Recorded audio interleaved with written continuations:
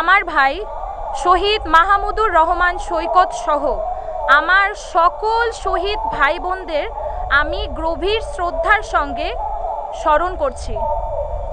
আন্দোলনের সময় গত 19 জুলাই রাজধানীর মোহাম্মদপুরের নূরজাহান রোডে সরকারি প্রাথমিক বিদ্যালয়ের সামনের সড়কে স্বৈরাচারী বাহিনীর গুলি আমার ভাইয়ের প্রাণ কেড়ে নেয়। আমার ভাই সকল শহীদ ভাইয়ের প্রাণের বিনিময়ে আজ আমি মুক্ত স্বাধীন বাংলাদেশে আপনাদের সামনে কথা বলছি। 19 জুলাই আমার পরিবার যখন আমার ভাইয়ের লাশ শহীদ সোহরাওয়ার্দী মেডিকেল কলেজ হাসপাতালের মর্গে পায়, তখন দেখা যায় তার মাথায় ছিল রক্তাক্ত ব্যান্ডেজ। মৃত্যুর কারণ হিসেবে লেখা ছিল গানশট।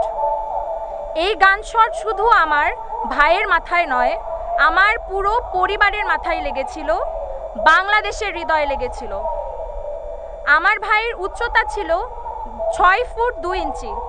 আমার বাবা সবসময় আমার ভাইয়ের উচ্চতা নিয়ে গর্ব করতেন, অথচ সেই উচ্চতায় আমাদের সকলের জন্য কাল হয়ে দাঁড়ালো।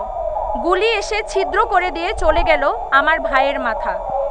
কিন্তু আমার পরিবার যখন দেখি আজ আমরা পুরো দেশের পরিবার হয়ে গেছি, তখন আমরা কিছুটা স্বস্তি বোধ করি।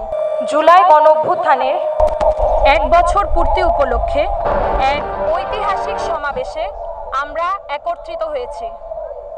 1 বছর আগে এই দিনে একটি স্বৈরাচারী ফ্যাসিস্ট সরকারের পতন হয়েছিল এবং তৎকালীন অবৈধভাবে নির্বাচিত সরকার প্রধান পদত্যাগ করে দেশ থেকে পালিয়ে যেতে বাধ্য হয়েছিল। বাংলাদেশে যার নজির ইতিপূর্বে দেখা যায়নি। এই অভূতপূর্ব গণ অভ্যুত্থান আমাদেরকে অর্জন করতে হয়েছে বহু ত্যাগের বিনিময়ে। দেশের ভবিষ্যৎ নিয়ে আশাবাদী হয়ে উঠি। দেশের ভবিষ্যৎ যখন সম্পূর্ণ অন্ধকারাচ্ছন্ন মনে হচ্ছিল, সামনে কোনো আলোর দিশারি খুঁজে পাওয়া যাচ্ছিল না, তখন এই সফল গণ অভ্যুত্থানই আমাদেরকে আবার নতুন বাংলাদেশ গড়ার স্বপ্ন দেখালো। সেই স্বপ্ন বাস্তবায়নের পথে আমরা যেন কিছুতেই লক্ষ্যচ্যুত না হই। জনগণের রাষ্ট্রকে আমরা যেন আবার জনগণের কাছে ফিরিয়ে দিতে পারি।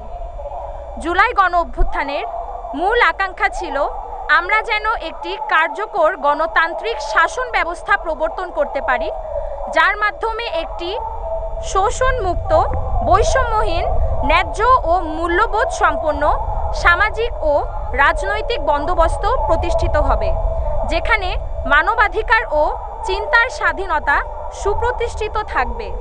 যে ব্যবস্থা বর্তমান ও আগামী প্রজন্মের আশা আকাঙ্ক্ষা ধারণ করবে। আমাদের সামনের পথ নিষ্কণ্টক নয়। নানা ষড়যন্ত্র ও বাধা বিপত্তির সম্মুখীন হতে পারি আমরা। তাই রাজনৈতিক মতাদর্শের ভিন্নতা সত্ত্বেও, ধর্ম, বর্ণ, শ্রেণী, পেশা নির্বিশেষে আমরা যেন জুলাই 24 এর অভ্যুত্থানের সপক্ষের সকল শক্তির ঐক্য ধরে রাখতে পারি। আজকের এই আয়োজন সেই ঐক্যেরই প্রতীক। আজকের জুলাই ঘোষণা সেই ঐক্যবদ্ধ গণ আকাঙ্ক্ষারই বহিঃপ্রকাশ হয়ে থাকুক, এই কামনা করি।